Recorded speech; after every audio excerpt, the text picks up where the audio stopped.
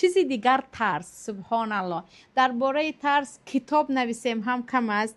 الله میگوید انما ذلكم الشیطان یخوف اولیاء فلا تخافوهم و خافونی این کنتم مؤمنین. این همون شیطان است که با واسطه اولیایش، یعنی با واسطه دوستانش شما رو میترساند. ای فلانی رو نکن، فلانی تو رو نابود میکند، درسات رو نخوان، زبانت رو بگیر، حقیقت رو نگو، برآمده با مردم در جشن و رقص و نمیدونم گناهشون شریک شو، وگرنه تو رو یک طرف میکنن، تک و تنها میمونی.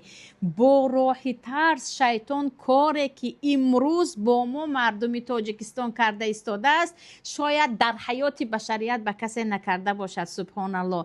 ترس استخوان مغز مردمی ما رو گرفته است. چقدر انسان هایی هستند که سبحان الله به گناهی کبیره برعلا دست زده ایستادن، میگویی کارت حرام است، برمیگردن که اگر این رو نکنم من رو این میکنند و آن میکنند. یعنی فقط ترس سبب شده ایستاده است انسان ها حتی از دین خارج شوند و بیخبر هستند. الله چی میگوید؟ انما ذلکم الشیطان یخوف اولیاء فلا تخافوهم و خافونی. از من بترسید، برای رضاگی من عمل کنید. وقتی شیطان و اولیای او به جنگ، یا گفتیم از شما را از چیزی میترسد، زود قدرت من رو به یاد آورید که من پروردگار دارم، من الله دارم که زمین و آسمان در دست اوست. اگر او نخواهد کسی به من ذره رسانیده نمیتواند. این جرأت پیامبران بود.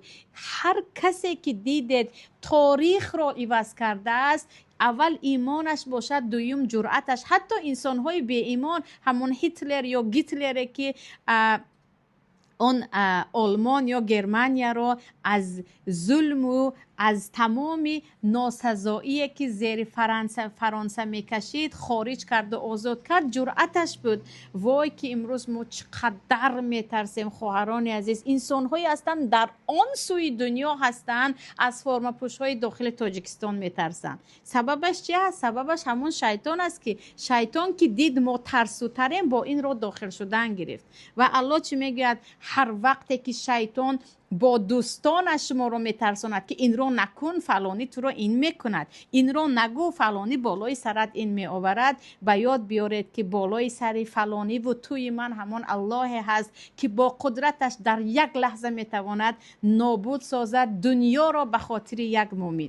پروردگار به خاطر یک بنده مؤمنش میتواند دنیا را به کام آتش برد و